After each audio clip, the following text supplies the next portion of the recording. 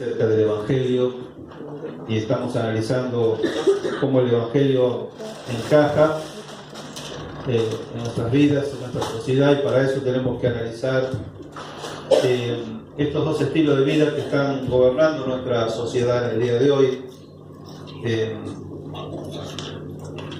Ahí en Lucas capítulo 15 estamos hablando acerca de los publicanos, de los fariseos y de Jesús, y cómo ellos están ilustrando las dos maneras de vivir, la irreligión, la religión y el Evangelio. Y el otro día, el domingo pasado, estuvimos analizando un poquito más cómo Jesús, en este contexto de los fariseos, de los publicanos, él va a ilustrar con tres parábolas y va a responder a la actitud de los fariseos y va a desnudar el corazón de los fariseos, y no solamente desnuda el corazón de los fariseos, sino que también va a revelar el corazón de Jesús, el corazón de Dios. Estuvimos analizando las tres parábolas de la oveja perdida, de la dracma perdida, del hijo pródigo, y estuvimos viendo cómo en cada una de ellas están representados los publicanos, los fariseos y Jesús. ¿Se acuerdan en la historia de la oveja perdida? La oveja perdida son los publicanos, las 99 ovejas son los fariseos, y Jesús es el pastor. En la dracma perdida son los publicanos, las 9 dracmas que quedan son los fariseos, y la mujer que sale a buscar simboliza a Jesús o a Dios. Y también en la del hijo pródigo, el hijo menor son los publicanos, el hijo mayor son los fariseos, y el padre es Dios que está esperando al hijo. Y resumimos que los publicanos en las parábolas son los pecadores, los fariseos son los justos, en los que se creen justos a sí mismos, y el que busca siempre es ¿quién? Es Dios, que busca tanto a los fariseos como a los publicanos. Y hoy nos vamos a enfocar especialmente en la historia del hijo pródigo, o mal llamada el hijo pródigo, sino la historia de los dos hijos. Y yo voy a invitar que la leamos. El otro domingo no la leímos, y vamos a leer no toda la historia, pero sí parte de ella. Vamos a Lucas capítulo 15, versículo 11.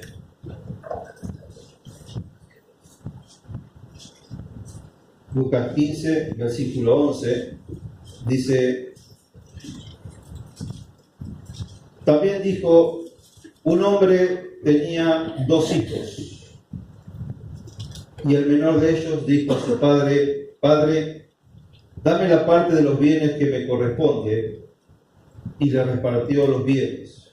No muchos días después, juntándolo todo, el hijo menor se fue lejos a una provincia apartada, y allí desperdició sus bienes viviendo perdidamente.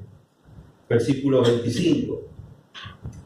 Después sabemos que el hijo vuelve y el padre organiza una fiesta. Y el 25 dice: y su hijo mayor estaba en el campo, y cuando vino y llegó cerca de la casa, oyó la música y las danzas, y llamando a uno de los criados le preguntó qué era aquello. Y él le dijo: tu hermano ha venido, y tu padre ha hecho matar el becerro gordo por haberle recibido bueno y sano. Entonces se enojó y no quería entrar.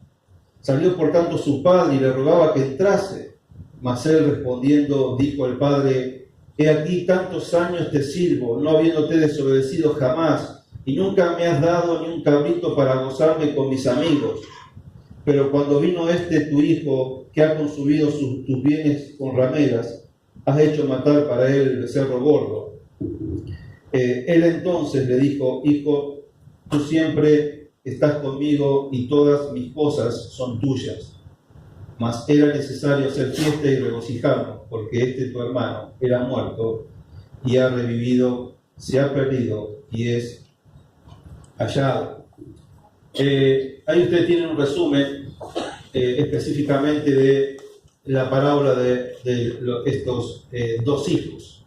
Vamos a llamarle la parábola de los 2 hijos. y siguiendo en la columna de los publicanos, de los fariseos, de Jesús.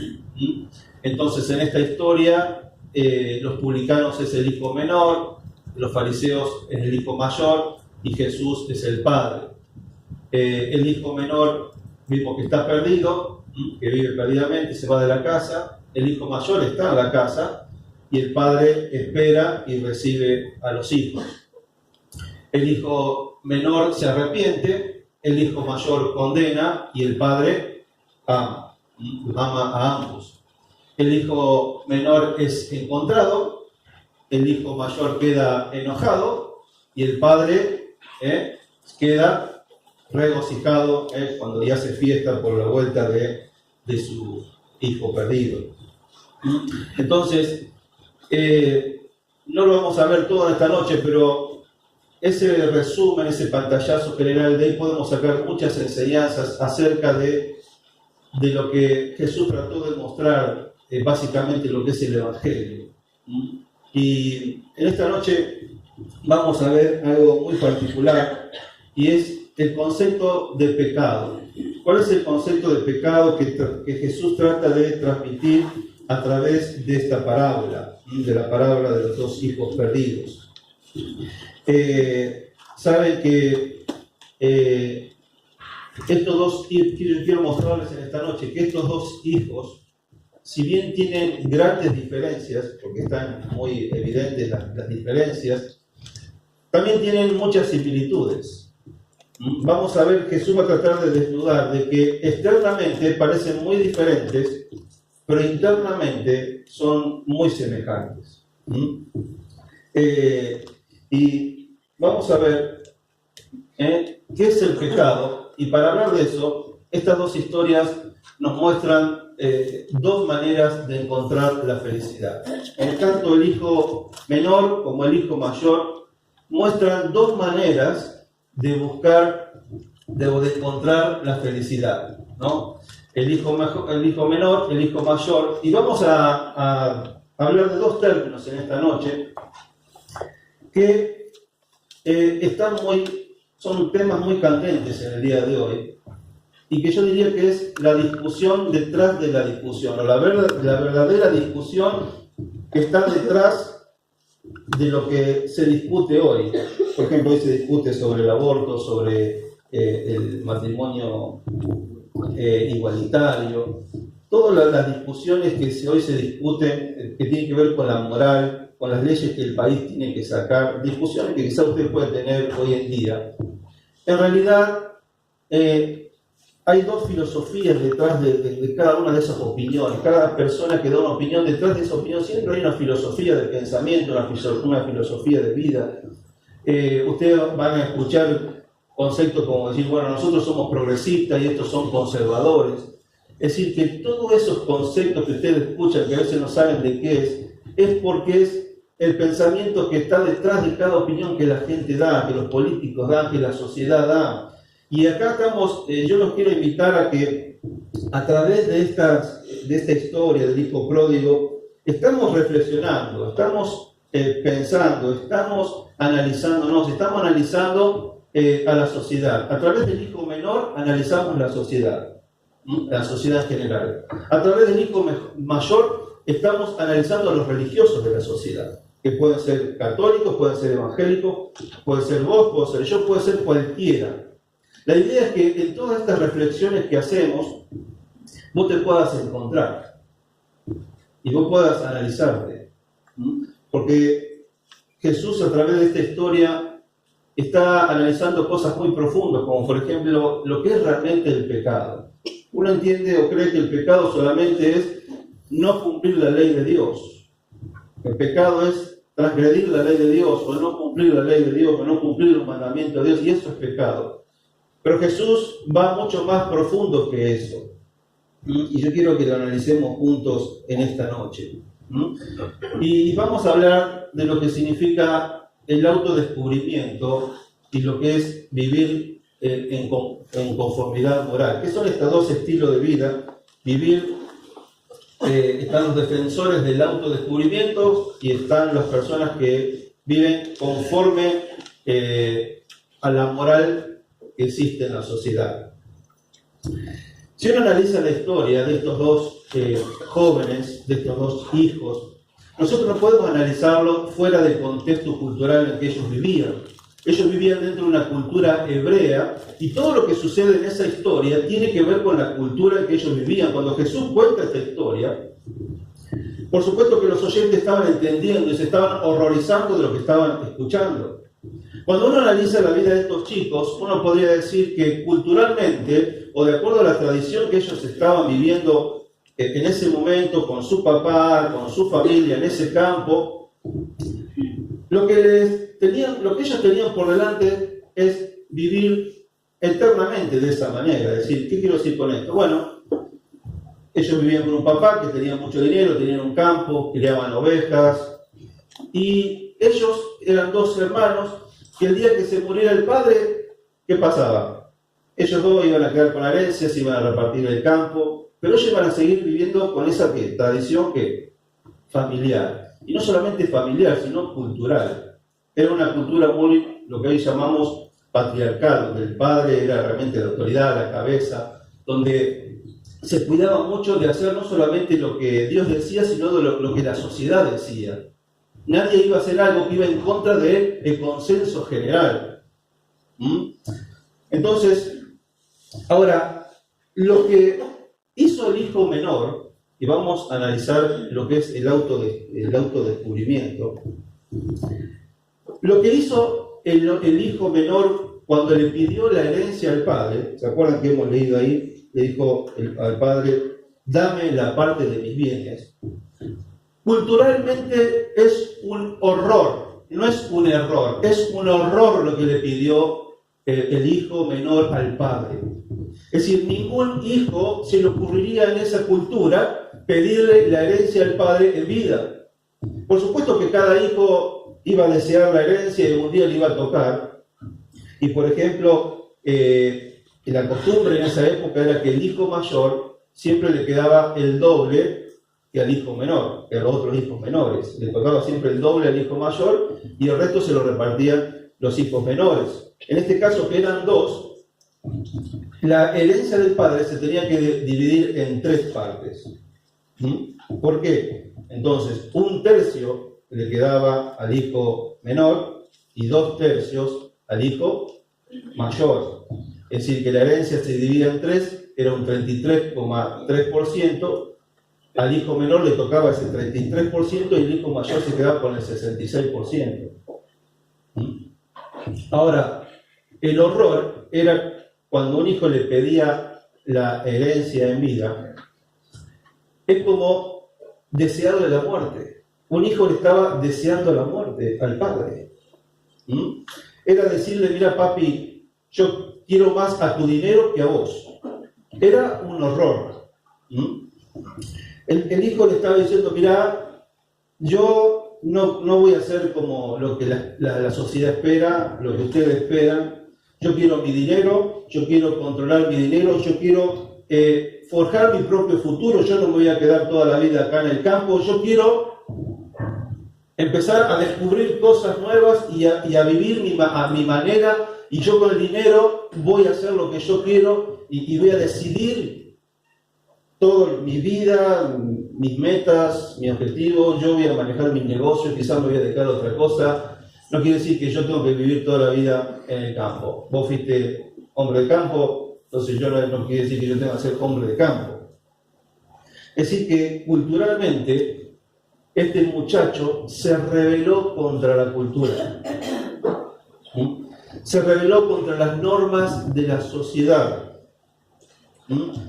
La sociedad mantenía ciertas normas, ciertos principios, y este joven se rebeló contra la sociedad.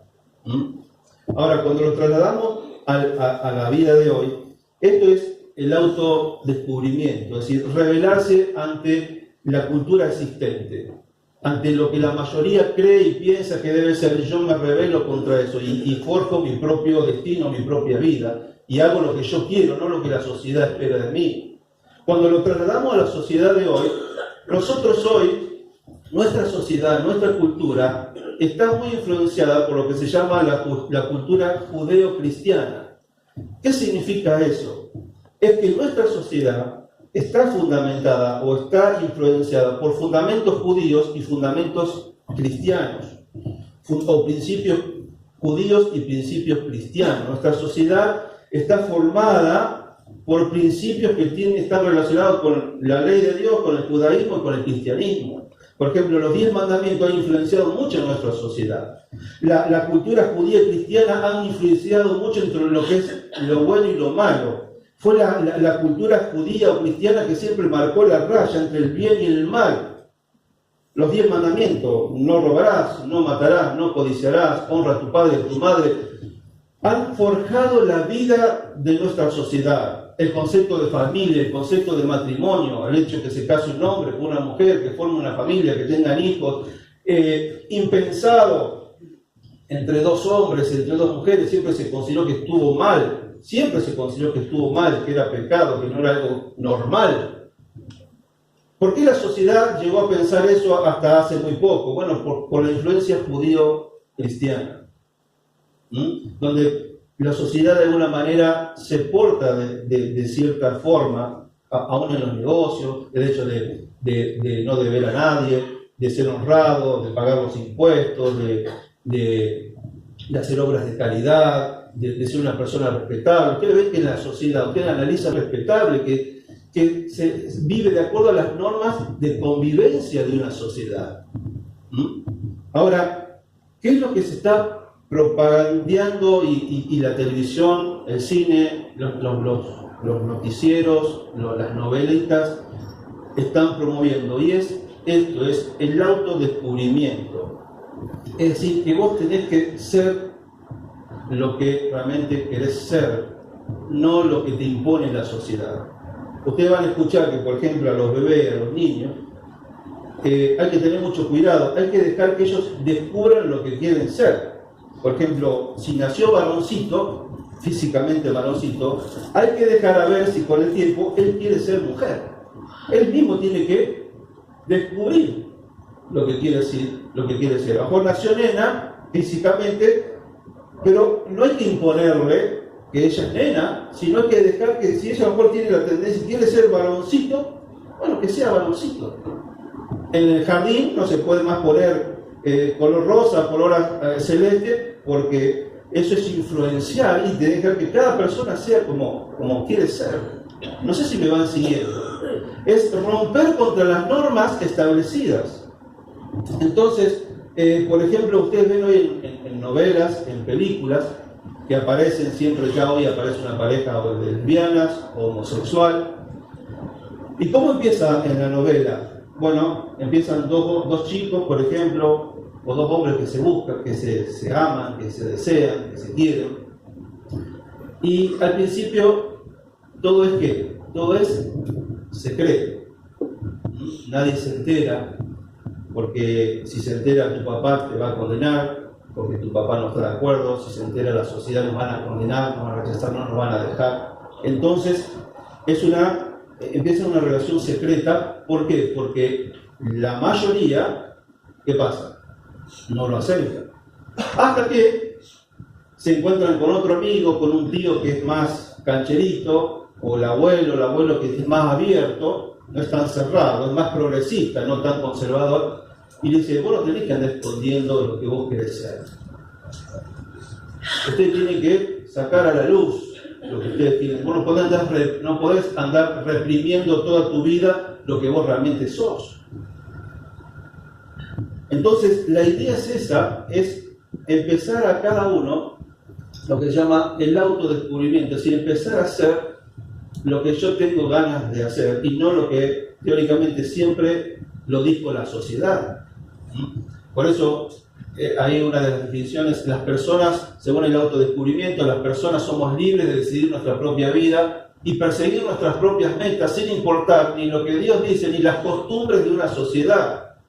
Porque vamos a ser sinceros, hermanos, que por más que la homosexualidad, el lesbianismo, el aborto pueda estar aceptado, pero hay mucha gente que todavía lo ve mal. Mucha gente hoy todavía lo ve mal. Es decir que, porque lo acepten algunos, pero muchas personas todavía siguen pensando de acuerdo a esa cultura en la que fue criada. Entonces, los que propagan el autodescubrimiento, ellos dicen, el mundo sería un lugar mejor sin tradiciones, sin prejuicios, sin autoridades y sin otras barreras a la libertad personal. Es decir, quieren romper con todos los prejuicios, todas las barreras y dejar que cada uno sea libre y pueda expresarse como quiere. Y no importa si es pecado o no, si se rompe el concepto de pecado. Entonces, los que propagan el autodescubrimiento, voy a vivir como quiero para encontrar mi verdadero yo y mi verdadera felicidad. Este es el concepto que estaba transmitiendo el hijo menor, de romper con la cultura del momento y empezar a vivir como él quería.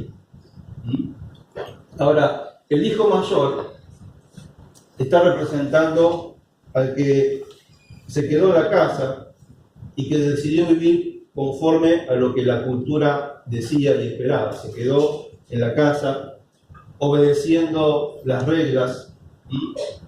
Entonces, las personas que deciden vivir en conformidad moral, es decir, yo no voy a vivir como yo quiero, sino que me voy a ajustar a las normas de la sociedad. Me gustaría hacer ciertas cosas, pero decido vivir de acuerdo a como me dice mi padre, como dice la sociedad, y me ajusto a la forma de vida de la sociedad, porque sé que si yo me altero, me van a rechazar, me van a condenar, me van a dejar de lado.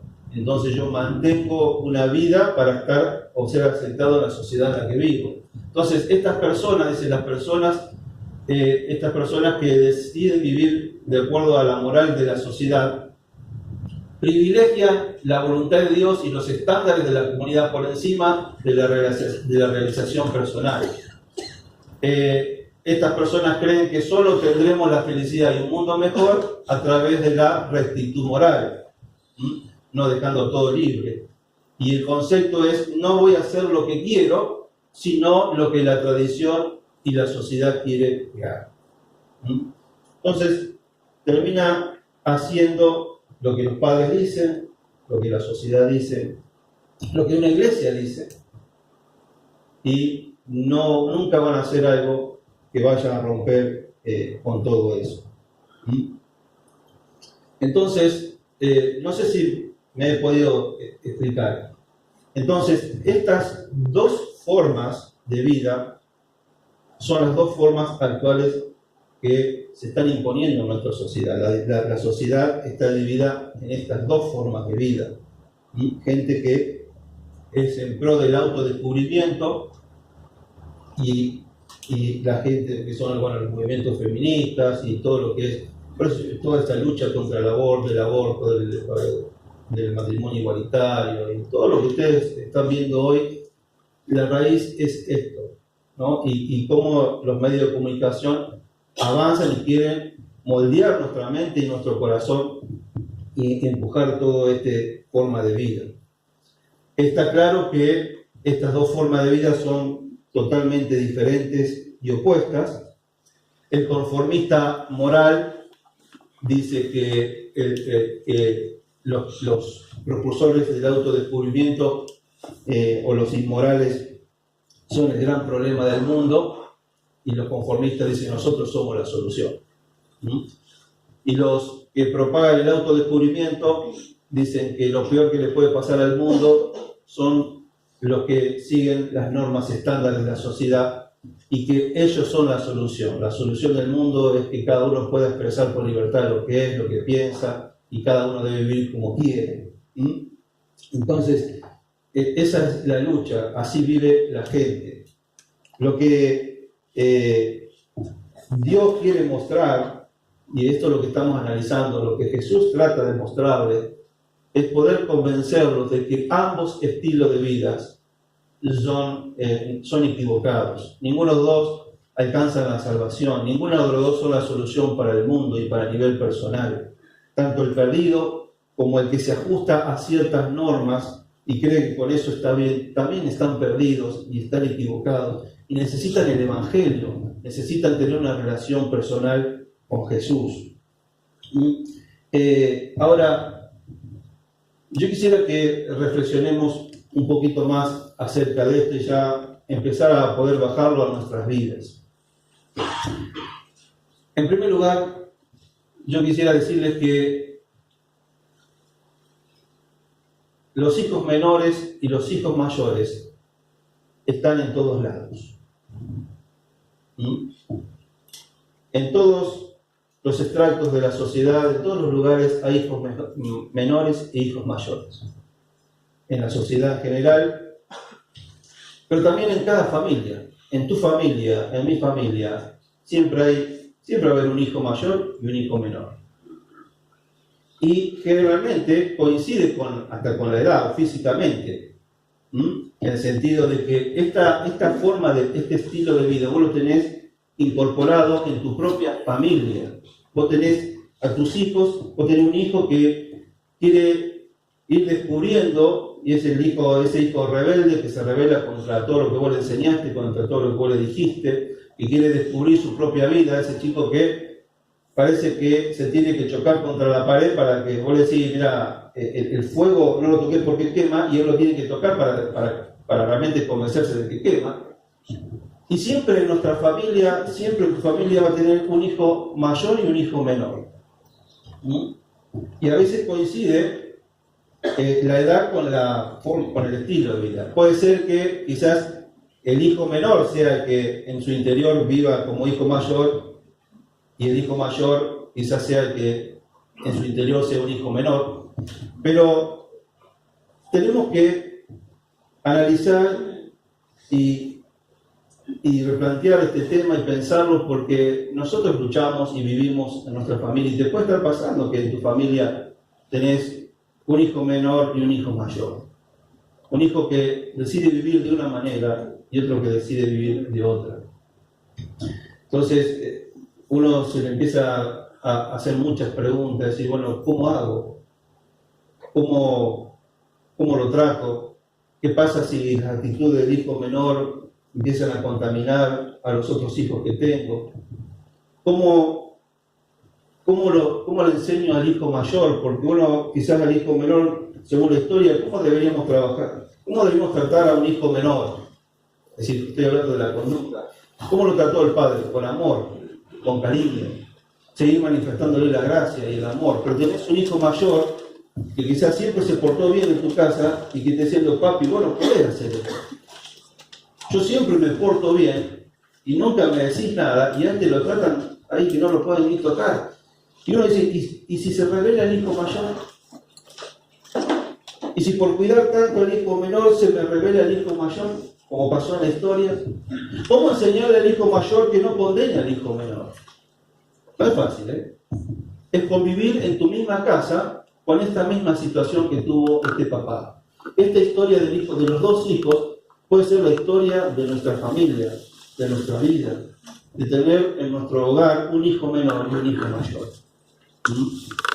Yo quisiera solamente decirles que con un hijo mayor, con un hijo menor, solamente hay 4 cosas que se puede hacer. Hablar, es decir, siempre decirle lo que está bien y lo que está mal. Orar por él, hablarlo, amar, orar por él y esperar. Esperar que Dios lo traiga de vuelta. Cuando vamos al choque continuamente, muchas veces no logramos nada. Entonces, ¿cómo tratar a un hijo menor? ¿Cómo tratar a un hijo mayor? Amor. ¿Qué le mostró el padre? Amor. Pero seguí amándolo, seguí orando, seguí diciéndole lo que está bien y lo que está mal, seguí esperando hasta que Dios obre en su vida. Al hijo mayor hay que tratar de enseñarle de que no condene al hijo menor, a que no se rebele, tratar de que no tome la actitud de este hijo mayor, sino que también pueda aprender a amar a ese hijo menor. No es fácil, pero yo quisiera, en esta noche, quería reflexionar sobre esto, ¿no? Es que en nuestra familia te podés encontrar con esta situación. Hijos menores, hijos mayores. Y que Dios nos dé la sabiduría para poder manejarlos, para poder trabajar, para poder orar, esperar, trabajar en sus corazones. No es fácil. Hijos menores y mayores también tenemos en la iglesia. Y tenemos que también aprender a amar a las personas, a los hijos mayores que se fueron, a los hijos menores que se fueron. Una vez se los condena y los juzga. La Biblia dice que tenemos que esperar con amor de que vuelvan a los caminos del Señor. Ahora, hay personas que el temperamento los predispone para ser hijos mayores o hijos menores. Y eso también nos pasa a los propios hijos que tenemos. Muchas veces este tema de los hijos mayores, los hijos menores, esta forma de vida, creo que me están entendiendo, estamos hablando de la forma de vida, tiene que ver con el temperamento. Estos que son más, ¿cómo lo puedo decir? Más explosivos, más sanguíneos, más en un temperamento fuerte, cuando tiene una voluntad firme. Generalmente los chicos son las personas que se van a volcar al autodescubrimiento, van a desafiar todas las leyes existentes. Por otro lado tenés los hijos más tranquilos, más obedientes, por decir, hace esto y lo hace, que nunca van a ir en contra de lo que uno le dice. Y esas personas después en la vida terminan siendo los hijos mayores, no solamente de la casa, sino de la sociedad. Personas que nunca van a ir en contra de las leyes de la sociedad, van a vivir una vida de conformidad. Son hijos buenos, hijos que no tenemos nada para decir. El tema es que nosotros, por supuesto que por el temperamento y la forma de ser, realmente estos muestran, los rebeldes muestran que realmente están perdidos y que los otros no. Y pensamos que el que se porta bien no está perdido. Pero en la historia Jesús nos muestra que el que corre mayor riesgo, ¿quién es? El hijo mayor, el que se cree que está bien. Y esta es una gran lucha en los hijos de creyentes, en nuestras familias, donde nosotros creemos que el hijo que se porta bien, ese sí es creyente, y el hijo que se apartó, ese no es creyente. Y tengamos cuidado. Porque hay hijos que se portan muy bien, pero no tienen relación con Dios. Nunca uno le ve una comunión con el Señor. Y son excelentes chicos, excelentes chicas. Son los hijos mayores, pero que quizás nunca han tenido una relación personal con Dios. Y están tan perdidos como el otro hijo, que vos lo ves que quizás anda en los boliches, que fuma, que esto, que el otro, que hace todo lo que vos dijiste que no haga, lo hace. Vos decís, este está perdido. Y quizás tenemos otro hijo, muy bonito, que también está perdido. Entonces a veces el temperamento es el que predispone a un hijo, a una persona a ir a una dirección u otra, pero siempre tener en mente que los dos están perdidos, no solamente uno. Otra cosa que ocurre entre hijos menores, hijos mayores, hay personas que pasan de un lugar a otro. Hay personas que han vivido toda la vida como hijo menor y realmente se terminan decepcionando, se terminan destruyendo y deciden pasar al otro bando, ¿no? A vivir una vida moral buena.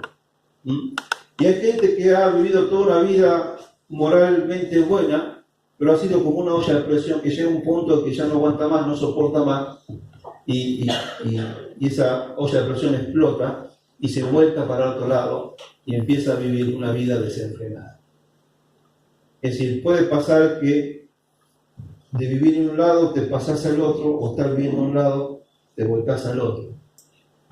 Porque ninguna de las dos vidas se termina llenando y conformando. La persona que cree que porque puede hacer lo que quiere va a ser feliz, con el tiempo realmente se termina hastiando, se termina autodestruyendo. Se da cuenta que no lo lleva a eso, no te lleva a ningún lado. Entonces a veces buscan una religión para poder salir de eso. Ahora, el conformista moral que siempre estuvo sujeto, nunca hizo nada, que siempre trató de portarse bien, resulta que por dentro hay una revolución, porque siempre quiso mantener las apariencias y en un momento explota y no lo puede sostener toda la vida. Y por eso esa gente explota y termina en un momento arriesgándose peor que quizás a veces el que ya ha vivido una vida desenfrenada. Y por último, hay personas que conviven con las dos formas de vida bajo una misma persona.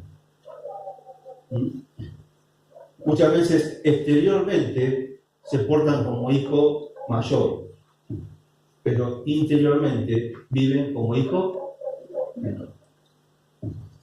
Hay personas en nuestra sociedad que exteriormente han mantenido una conducta intachable de acuerdo a lo que la sociedad esperaba de ellos, pero como una válvula de escape, en lo secreto viven totalmente una vida desenfrenada.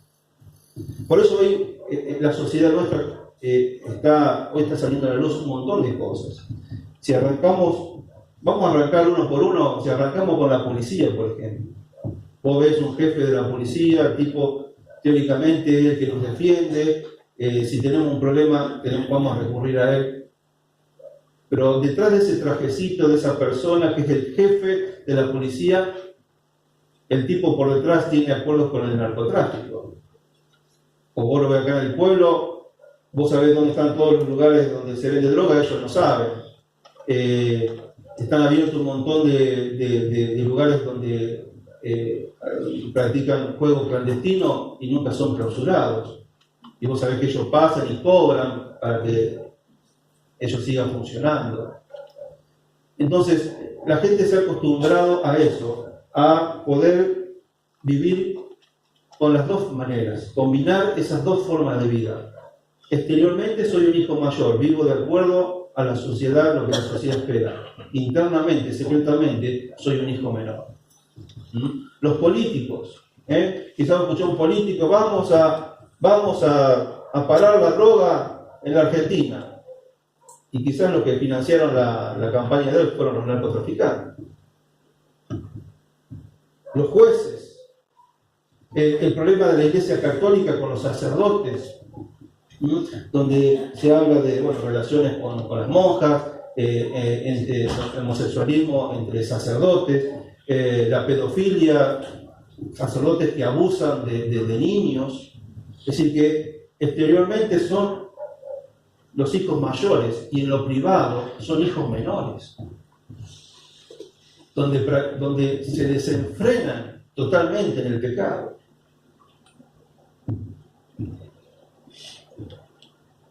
Familias que uno ve, que vos los ves del brazo, abrazados con la esposa, con el esposo, que van a una cena juntas, que bailan juntos, y después la esposa tiene otro o el esposo tiene otra, pero en público están abrazados y a los besos y diciendo cosas lindas. Es lo que la sociedad espera delante de los hijos, pero en lo secreto ellos tienen otras vidas. Y la gente de hoy, la sociedad de hoy, a veces no elige una u otra, elige una para el exterior, el hijo mayor, que es la que conviene, pero en el interior, en el secreto, decido vivir como un hijo menor, ¿no? Lo que es la hipocresía, ¿no? Recién mencioné los sacerdotes, también están los pastores que viven de esta manera, hombres y mujeres. Pero no nos vayamos muy lejos, en la iglesia misma, tanto una iglesia católica como una iglesia evangélica, nuestra iglesia, podemos caer nosotros en vivir de esta manera, de combinar estas dos formas de vida. Yo delante de mis hermanos, delante de la gente, soy un hijo mayor, pero en lo secreto, en lo privado, vivo como un hijo menor. ¿No? Anoche con los jóvenes discutíamos este tema, justo estábamos estudiando, por ejemplo, 1 Juan, cuando habla de que no debemos amar al mundo, no améis al mundo, ni las cosas que están en el mundo. Y yo le hice una pregunta a los jóvenes, le digo, ¿qué es irse al mundo? ¿Qué es irse al mundo? ¿Cuándo vos te das cuenta que una persona se fue al mundo? Entonces uno automáticamente piensa que una persona se fue al mundo cuando vos, un joven, porque nos vamos a poner un joven, bueno, cuando vos ya ves que fue el boliche, cuando no vienen más las reuniones, cuando vos ya tendrás que tiene una novia en el mundo. Entonces, ese se fue al mundo. Entonces, exteriormente es un hijo menor, es una persona que se fue al mundo. Y yo le decía, pero puede pasar que hay chicos, hay jóvenes, que por su temperamento nunca van a ir a un boliche, quizás nunca se van a animar a ponerse de novia con un chico del mundo, que viene todos los domingos a la reunión.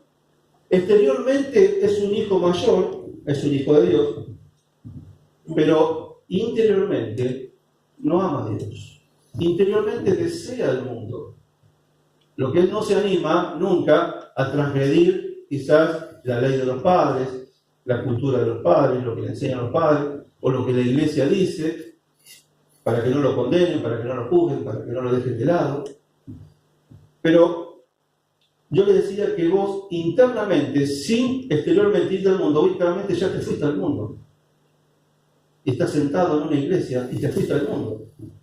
Porque internamente no estás amando a Dios de todo corazón.